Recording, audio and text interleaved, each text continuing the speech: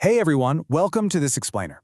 If you spend even just a few minutes scrolling through modern psychology blogs, mindfulness circles, or personal development feeds these days, you are absolutely guaranteed to hit the exact same piece of advice. We're constantly told to just step back, take a deep breath, and simply observe the mind. Sounds incredibly straightforward, right?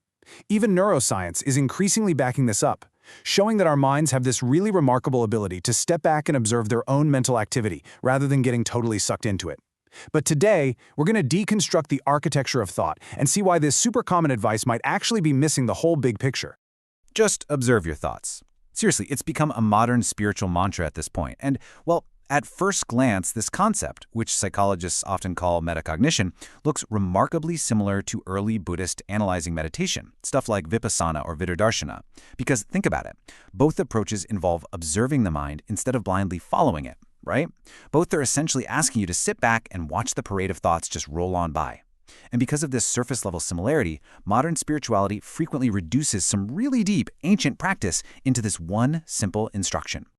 But here's the real question. Is watching thoughts enough? That's the core mystery we're deconstructing today.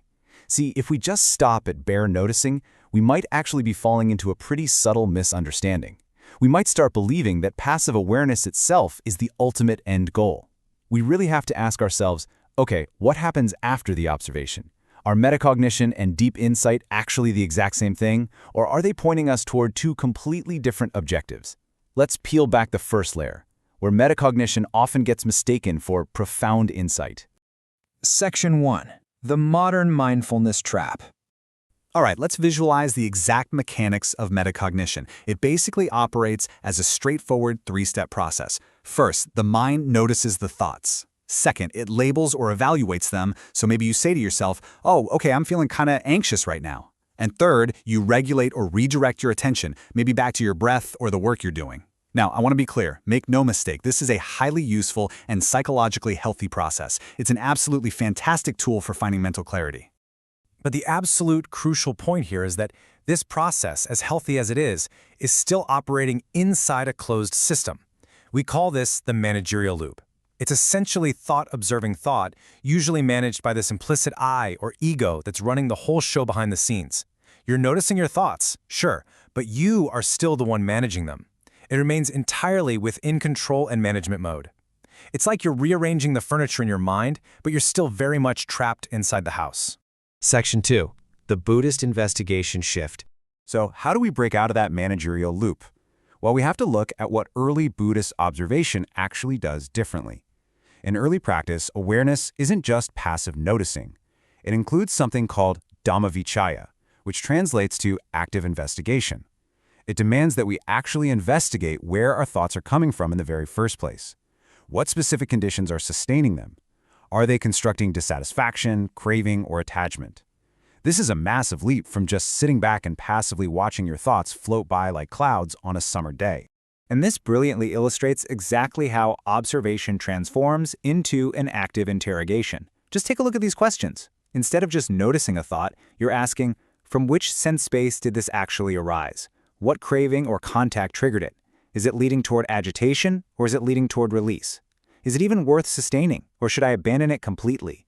In this framework, thoughts are absolutely no longer treated as neutral, harmless little events. They're revealed to be conditioned constructions deeply driven by craving and ignorance. Section 3. Management versus deconstruction. Now, this fundamental shift in perspective completely shatters the baseline psychological approach to mindfulness. There's a really stark contrast between these two methods. On the metacognition side, your internal dialogue is something like, I notice anger arising, followed by, I should calm down, and then I'll redirect my attention. It's a classic managerial loop. But over on the Buddhist insight side, the dialogue completely flips. It becomes, anger is conditioned, what contact fed it, what craving is sustaining it, and critically, if not fed, it ceases. You aren't just managing the emotion anymore. You're actively asking what architectural contact actually fed it into existence. This is the vital takeaway here. Early Buddhist insight is not about better self-management. It's about the complete deconstruction of mental fabrication. While metacognition aims at understanding and controlling your thoughts, Buddhist insight aims at understanding the entire underlying process that gave rise to the experience of a thought in the very first place. Section 4. The danger of bare observation. So why can stopping at bare observation, just watching the mind, actually be a trap? Well, because when we watch our thoughts without actively questioning them, bare observation can morph into a really subtle form of avoidance. We end up mistaking simple awareness for deep understanding. And this creates what's known as a quiet but still ignorant observer. From a Buddhist lens, this is definitely not liberation. It's really just a more refined continuity of fabrication. Sure, you might have a lot less noise in your head, but the ignorance that's creating the thoughts is still perfectly intact. Section 5. Experiencing true insight. So if true practice isn't just a state of neutral, quiet observation, what does it actually feel like? Real insight is definitely not neutrality. It actually follows a profound progression.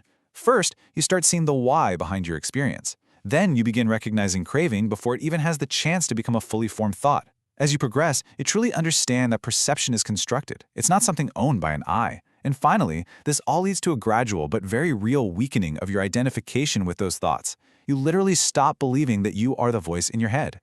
Let's summarize the two distinct objectives we've been discussing side by side. Metacognition's objective is to improve mental clarity through observing and regulating, which, hey, results in a wonderfully controlled mind. That's great. But Buddhist insight goes so much deeper than that.